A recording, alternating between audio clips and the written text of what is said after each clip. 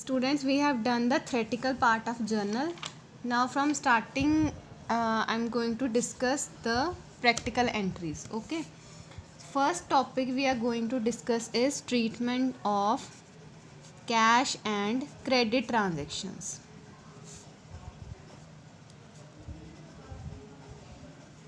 Okay, so if you are doing or if you are passing any of the journal entry, then just see debit what comes in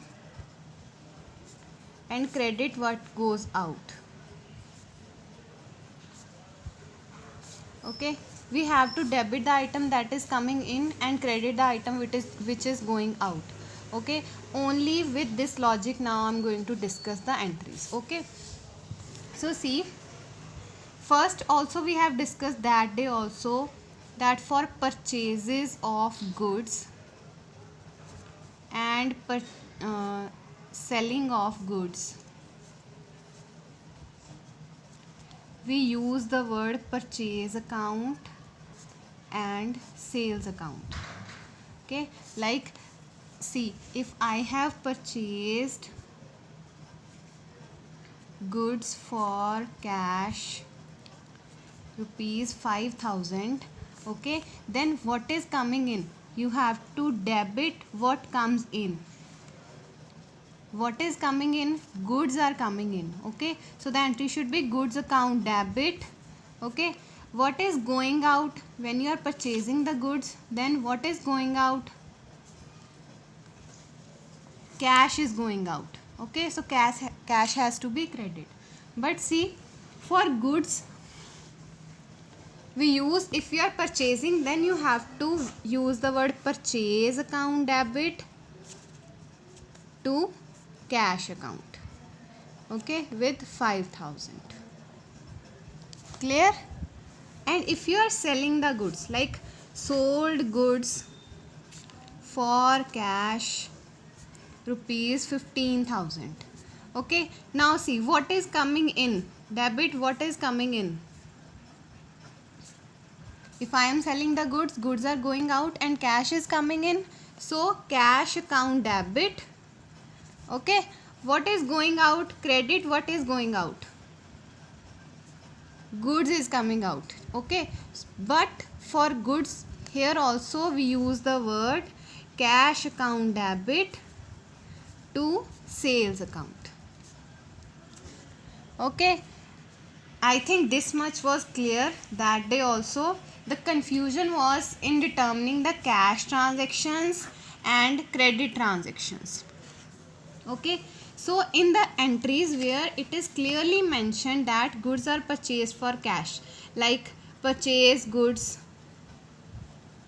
for cash rupees 10,000. Okay, so this is a cash purchase, so entry would be purchase account debit to cash account. Okay, second, if it is on credit, first we discuss like purchased goods from Rohit rupees 10,000. Here nowhere is mentioned that we have paid the cash or not. Okay, so in that case the entry would be purchase account debit. Okay, now see, cash has not gone out, goods we have received, that is why we are purchasing it. Okay, we are debiting the purchase account, but cash is not paid. Okay, so from whom we have to receive the cash? From Rohit. Okay, so that is why Rohit would be credited. Clear with that?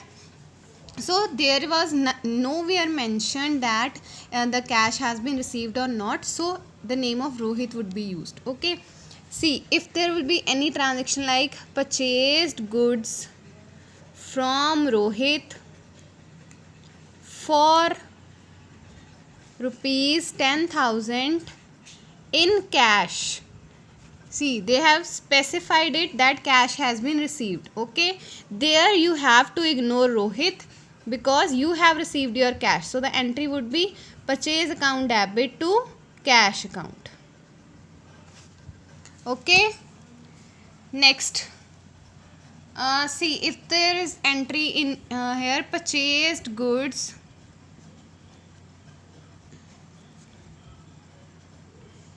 18,000 on credit.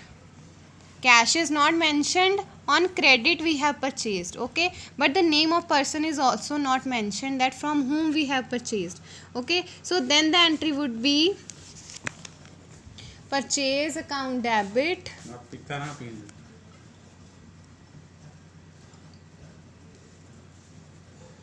to creditor account, because the name of the person is not mentioned, okay. Purchase account debit to